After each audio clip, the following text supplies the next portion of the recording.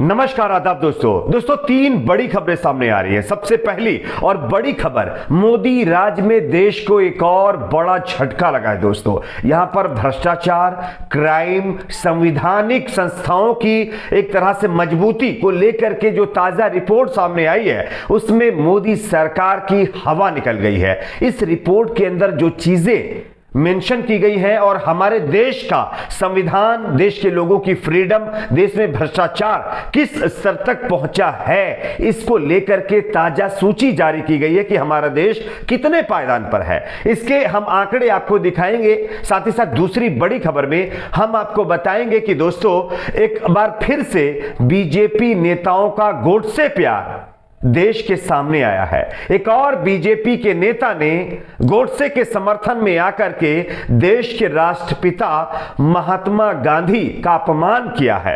किस तरह से, यह भी आगे हम आपको दिखाएंगे। साथ ही साथ अगली बड़ी खबर में हम आपको बताएंगे उत्तर प्रदेश विधानसभा चुनाव से पहले बीजेपी नेताओं का भयंकर विरोध। एक और बीजेपी नेता और प्रत्याशी को लोगों ने, जनता ने जो है दौड़ाया है, वो वोट मांगने के लिए पहुंचे थे। इसकी भी तस्वीरें आगे हम आपको दिखाएंगे। उससे पहले एक छोटी सी रिक्वेस्ट आपसे करेंगे, इस वीडियो को ज्यादा से ज्यादा शेयर करिए ताकि ये खबरें दूसरे लोगों तक भी पहुंचे। चैनल को सब्सक्राइब करके बेल आइकन को जरूर प्रेस कर लीजिए। बात करते हैं पहली और बड़ी खबर की। वैसे मोदी सरकार जब से सत्ता में आई है तब से ये कह रही है कि हमारे सत्ता में आने के बाद देश से भ्रष्टाचार खत्म हो गया है, संवैधानिक संस्थाओं को हमने बहुत मजबूत कर दिया है, देश में लोगों की जो फ्रीडम ऑफ स्पीच होती है, यानी उनकी अपनी जो फ्रीडम होती है, कोई कुछ भी बोल सकता है, अपनी बात को रख सकता है, उसको और फ्रीडम मिली है। ये दावे मोदी सरकार की तरफ से किए जा रहे हैं। लेकिन जो आंकड़ा, जो सर्वे किया गया है और इस सर्वे की जो रिपोर्ट सामने आ रही है वो चौंकाने वाली है। हम आपको एक खबर दिखा रहे हैं, आप देख सकते हैं। भ्रष्टाचार अवधारणा सूचकांक यानी सीपीआई 2021 में 180 देशों की सूची में भारत का 50वां स्थान अभी भी है। यानी कि भारत का पहले जो है ये स्थान 1 पॉइंट में हालांकि सुधार हुआ है, लेकिन अभी भी वही स्थिति में भारत बना हुआ है जो पहले था। ट्रांसपेरेंसी इंटरनेशनल की ओर से जारी की गई एक रिपोर्ट के अनुसार पिछली बार के मुकाबले भारत की रैंकिंग एक स्थान में इसमें जरूर सुधार हुआ है। हालांकि रिपोर्ट में देश की लोकतांत्रिक स्थिति पर चिंता जताई गई है। लोकतांत्रिक स्थिति यानी कि जो सिचुएशन अभी लोकतंत्र को लेकर के हमारे देश में है, इस पर इस रिपोर्ट के अंदर चिंता जताई गई है। और आप समझ सकते हैं तमाम विपक्षी पार्टियां मोदी सरकार के ऊपर इसी तरह का आरोप लगाती हैं कि जब से मोदी सरकार सत्ता में आई है तब से देश का लोकतंत्र खतरे में आ गया है। और अब इस रिपोर्ट में भी यही बात कही गई है। मैं आपको दिखाना चाहता हूं, आप देख सकते हैं। विशेषज्ञों और व्यवसायियों के अनुसार सार्वजनिक क्षेत्र के भ्रष्टाचार के कथित स्तरों के आधार पर 180 देशों और क्षेत्रों की रैंकिंग की सूची तैयार की जाती है। यह रैंकिंग 0 से 100 अंकों के पैमाने पर उपयोग करके तय की जाती है दोस्तों। जहां 0 अंक प्राप्त करने वाला देश सर्वाधिक भ्रष्ट होता है, जबकि 100वां अंक प्राप्त करने वाला देश को भ्रष्टाचार की श्रेणी से बेहद अच्छा माना जाता है।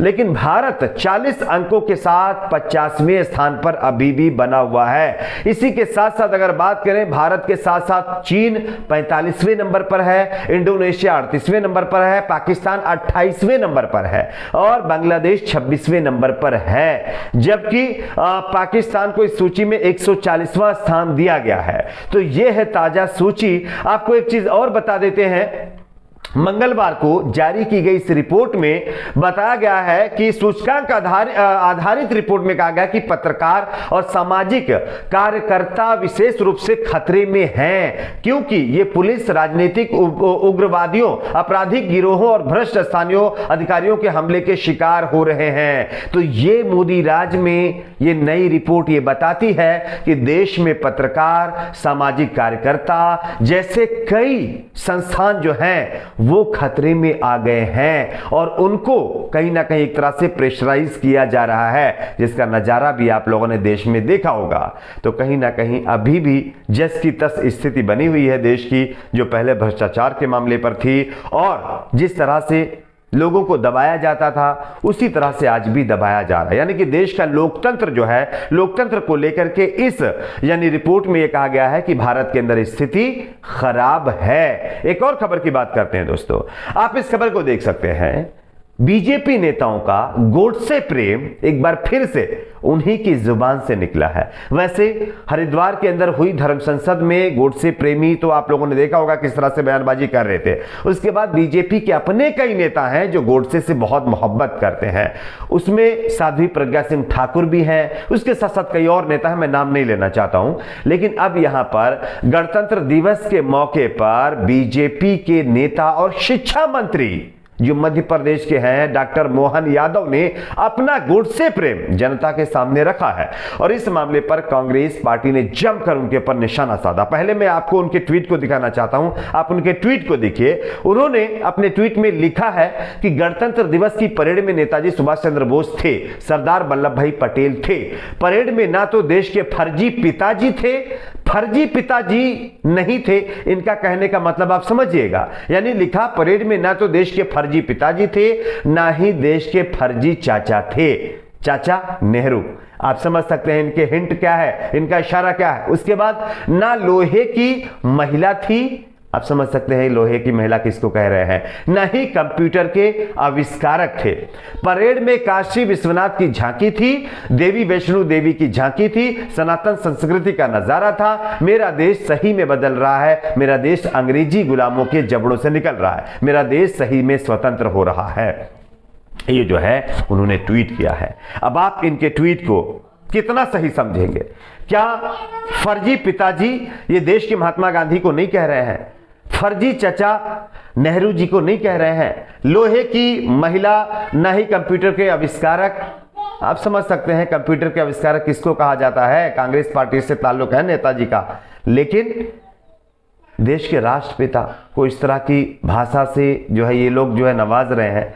डॉक्टर मोहन यादव जो शिक्षा मंत्री हैं, इस पर कांग्रेस पार्टी ने साफ तौर पर कहा है कि ये बीजेपी नेताओं का गोडसे प्यार है, ये गोडसे के मानने वाले हैं। इस तरह से इनको जो है गांधी और उनकी जो काम करके गए हुए लोग महापुरुषों की कोई कदर नहीं है। खैर, आपकी अपनी क्या राय है आप जरूर बताइए। एक और खबर की बात करते हैं दोस्तों। एक बार फिर से बीजेपी में चुनाव से पहले नेताओं का विरोध शुरू हो गया। वैसे कृषि कानून बीजेपी ने वापस जरूर ले लिया है, मोदी सरकार ने वापस जरूर ले लिया है, लेकिन जिस मकसद से लिया गया उसमें कामयाबी मिलती हुई नजर नहीं आ रही है। अभी भी किसानों का विरोध जो है बीजेपी के प्रति उसी तरह से है जो पहले था। आप खबर को देखिए, यूपी में फिर हुआ भाजपा प्रत्याशी विक्रम कुमार सैनी का जमकर विरोध। वीडियो भी इसका वायरल हो गया है। इससे पहले केशव प्रसाद मौर्य, उसके बाद और कई मौर्य जी के आप एक दिन पहले ही प्रदेश अध्यक्ष जो बीजेपी के हैं उनका विरोध हुआ।